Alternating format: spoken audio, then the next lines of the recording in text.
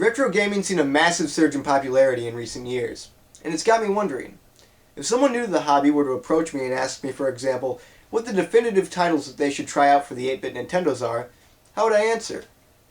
Well, there's definitely a few ways I could handle this. For starters, there's the Mario and Zelda lines, which are of course classics, but I'm always inclined to throw in a few more obscure titles, like for example, Star Tropics, or a personal favorite of mine, Mother.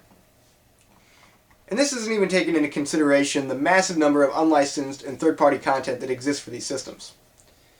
So it got me wondering. All my lists seem to be really disjunct and imprecise. But now, I think I've finally come up with a very concise and tight list of games that newcomers should check out.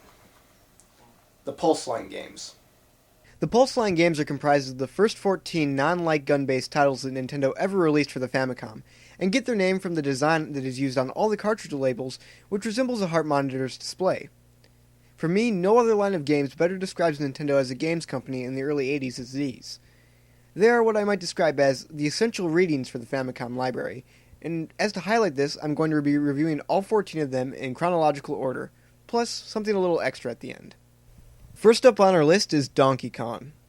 As one of the 3 launch titles for the Famicom, being released July 15th of 1983, Donkey Kong was probably all the Famicom needed to be worth a purchase at the time. This near-perfect port of the classic arcade game pretty much destroyed all the versions which preceded it, featuring great graphics, spot-on sound, and tight, sensible controls. The one flaw that I have with this version of Donkey Kong is the same one I have with pretty much every other port of the game. The Pie Factory level, which is present in the arcade version, is once again absent here. It's somewhat understandable as to why. If it were included, then it might have taken away the remaining incentive people had to play the still profitable arcade version. But I can't help but feel a bit disappointed that still to this day, 34 years after the arcade game's release, the only way to play the full game outside of an arcade is through the mini-game featured in Donkey Kong 64, or on a 25th Anniversary Edition European Wii console. Barring that, this is probably the best version of the game short of the arcade version, sporting the same great barrel-hopping, ladder-climbing, hammering gameplay which has ingrained the game into the annals of pop culture forever.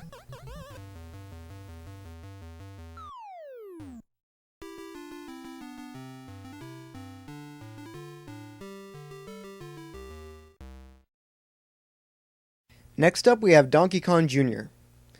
Alongside its predecessor, Donkey Kong Jr. was also released as a launch title for the Famicom, and unlike its contemporary, it features all the levels present in the arcade version.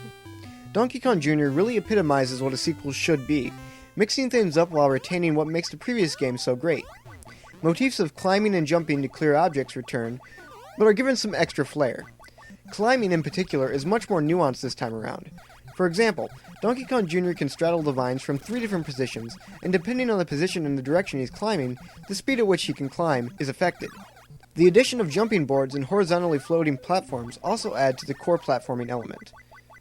It's debatable if Donkey Kong Jr. is better than the original Donkey Kong, but I'll say this. It's definitely far more colorful and diverse in its enemies and locales. Not to mention, it's kind of cool to see Mario, the face of family-friendly entertainment, be a pretty evil villain.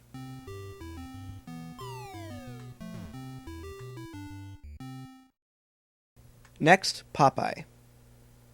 Did you know that Shigeru Miyamoto originally wanted to use the characters from Popeye the Sailor Man and Donkey Kong, but Nintendo couldn't secure the rights to them, so they had to create their own? It's sort of interesting that all 3 of the launch titles for the Famicom tie back to Donkey Kong in some way. I suppose it just speaks to the volume of importance it holds for Nintendo as a video game company. That being said, don't go into Popeye expecting another Donkey Kong game, because they're very different. As the game starts, you're thrown into an interesting scenario. As far as the main game field goes, there's only you and one lone enemy. Outside of a fighting game, this sort of one-on-one match is pretty uncommon, but it really works here, giving a greater sense of importance and urgency to the confrontation. I imagine that more people are unfamiliar with Popeye than either of the Donkey Kong games, but it's just as wonderfully simplistic in design as those. Tasking the player with collecting a litany of objects dropped from the top of the screen.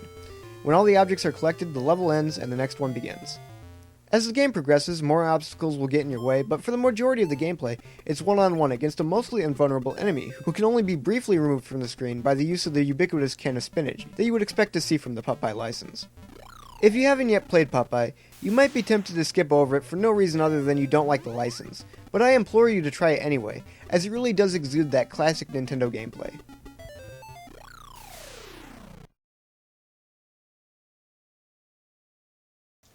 Next up, Gomokunarabe Renju.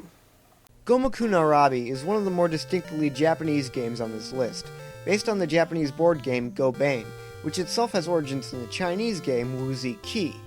The best way I can think to describe it simply is as sort of a tic-tac-toe plus. The goal is to place 5 of your colored tiles in a row, but no more than 5 if your plane is black. In my experience at least though, this never ends up being much of a problem simply because I can never get that many in a row anyway. Gomokunarabe is an incredibly enthralling strategy game for its time, featuring some really clever artificial intelligence. Fans of chess or shogi will likely find exactly what they're looking for here.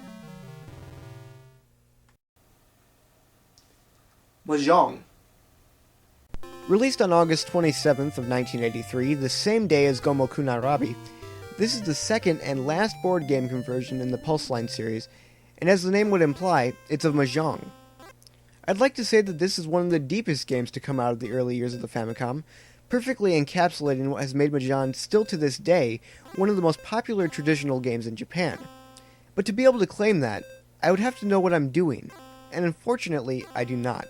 This game definitely has the greatest language barrier out of any of the Pulse Line games, but if you know how to play Mahjong, you might be able to enjoy it, and I can at the very least appreciate the pause screen. Mario Brothers. We return to arcade conversions with what just might be my favorite of Mario's arcade appearances. While many of Mario's conventions would be established in this game's follow-up, Super Mario Bros., this game features what I consider to be the first appearance of the modern Mario character as a plumber with a particular vendetta against turtles.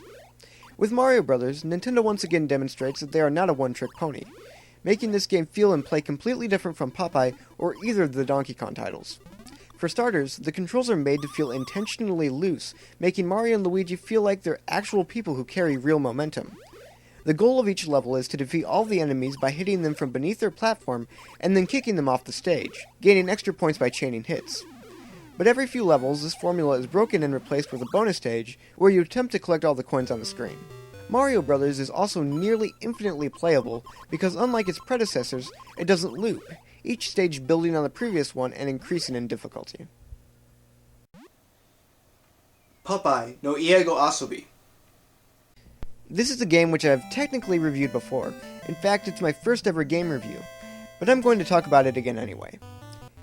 It's the first of 2 edutainment games in the Pulse Line series, and one that you might initially think is completely inaccessible, as its main purpose was to help Japanese children learn the English language, but in fact, it's perfectly playable by native English speakers as well. The game is essentially Hangman. A word will appear on the screen in Japanese belonging to a particular category like science or animals, for example, and then it's up to you to figure out the English word equivalent. The amazing thing about this is that I can see it being a legitimate tool for learning some very basic Japanese. It's almost as if it was designed to work in both directions. Perhaps Nintendo had plans to bring it abroad under the name Popeye's Japanese or something. The game also features another mode, which is a 2-player competitive race to collect letters falling from the top of the screen, once again in an attempt to find the English equivalent of a Japanese word. And this ends up being a pretty enjoyable challenge, and by far one of the most action-oriented experiences an edutainment game can hope to give you. This mode in particular really does a great job of encouraging the player to learn the material, as whoever knows more is more likely to win. One last thing worthy of note is that this may just be the only Nintendo-produced game to feature child abuse. For whatever reason, in the Hangman mode, if you guess an incorrect letter, the baby at the top of the screen is clobbered by a hanging punching bag. A strange scenario maybe, but still kind of unsettling. Maybe Miyamoto thought that it would motivate players to study harder? Who's to say? But what I can say is that this game is pretty good for what it is, and is one of only 2 Japanese edutainment games that someone with no knowledge of the language can enjoy. Baseball. Nintendo's very first attempt at a sports game, like many sports games, hasn't aged the best. But maybe I'm just saying that because, like actual baseball, I'm awful at baseball for the Famicom. That being said, I have had a bit of fun with the 2-player in the past, and the game isn't what I would call broken by any means. It's just a bit difficult and more than a bit boring if you're going it solo. Donkey Kong Jr. Math. One subject that has never been particularly easy for developers to transpose into gameplay is mathematics. And if you think about that, it's kind of strange. There are literally an infinite amount of numbers, and according to mathematician George Cantor, there are actually multiple infinities in numbers, some bigger than others. Now, you would think that with so many of these things, it would be simple to construct a fun game around them. Unfortunately, it's not. Donkey Kong Jr. Math can be best described as math. There really isn't anything even resembling gameplay unless you have a second player, which, with this game, is easier said than done. Honestly, this game less resembles a game and more so seems like an exercise. In fact, I'd say regular pen and paper math is actually probably more fun, since there you don't have to waste time climbing around a drab-looking environment hunting down the next number you need. It would seem as though Nintendo realized just how unfun Donkey Kong Jr. Math was, though, as they cancelled their other edutainment project, a sequel to this game called Donkey Kong no Eigo Asobi, and haven't personally strayed into edutainment games since, licensing their IPs out to other developers to work on them. Though it's not very good, I would actually still recommend giving this one a brief try, as I think it gives some insight into some of the mistakes Nintendo made from time to time, even back then.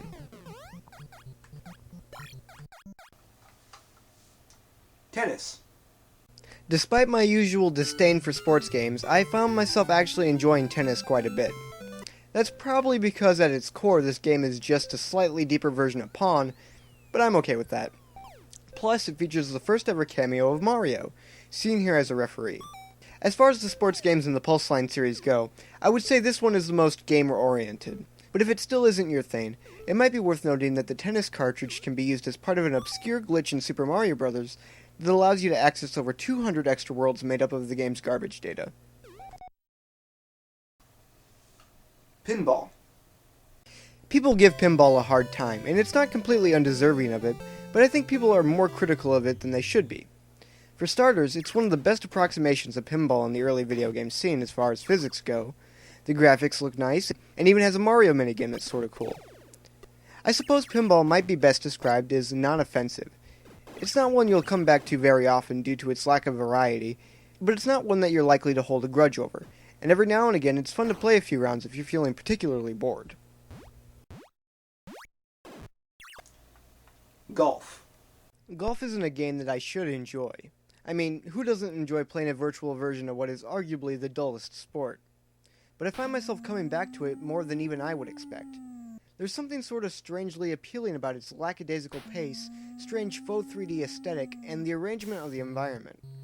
Golf is the perfect kind of game for when you don't really want to get deeply involved into experience, and just sort of want to float along. I guess you could say it's sort of the lazy river of the Pulse Line games, and that's why I like it. Donkey Kong 3.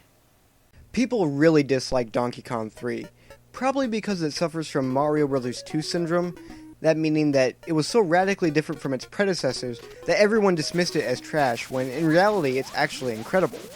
Donkey Kong 3 is a very unique game not just for the Donkey Kong series, but for video games as a whole. It's a top-down shooter which I think could be best described as Galaga meets platforming. Your objective in Donkey Kong 3 is to either kill all the bugs in the greenhouse with your pesticide, or use it to frighten Donkey Kong off into the next area. But unlike your traditional shooter, you can jump and move across different levels of platforms, giving you the capability to dodge enemy attacks or to increase the range of your own attacks. It ends up making an otherwise fairly generic game an incredibly nuanced and deep one. I also think that, like Mario Bros., Donkey Kong 3 is much more replayable than some of the other arcade conversions on this list, as new enemies and obstacles are added each time through. If you've been avoiding this one for whatever reason, it's definitely one to try out here, as finding an actual arcade cabinet is pretty much impossible. And lastly, Devil World. The final game to be released in the Pulse Line series is also probably the best. This game, which was exclusive to Europe and Japan because of Nintendo of America's strict no religious imagery policy, has sort of been lost to time, getting very little recognition on behalf of the gaming masses, despite being designed by beloved game developers Shigeru Miyamoto and Takeshi Tezuka. The game at face value is a clone of Pac-Man, but there are some pretty huge differences here. For starters, the player has no control over what part of the screen is displayed at any given time. It moves at the discretion of the devil character at the top of the screen. What this means is that you can potentially get stuck between a wall and the screen boundary, killing yourself. Another important difference is how you eat the dots to populate the screen. Where in Pac-Man you just pass over them, in Devil World you can only eat the dots if you are holding a cross, which also inexplicably lets you breathe fire at your enemies. The differences continue as in addition to the dot sections, there are two other distinct levels. One which tasks you with putting Bibles into a demon box or something, and another bonus round where you try and grab all the mystery boxes in an allotted time.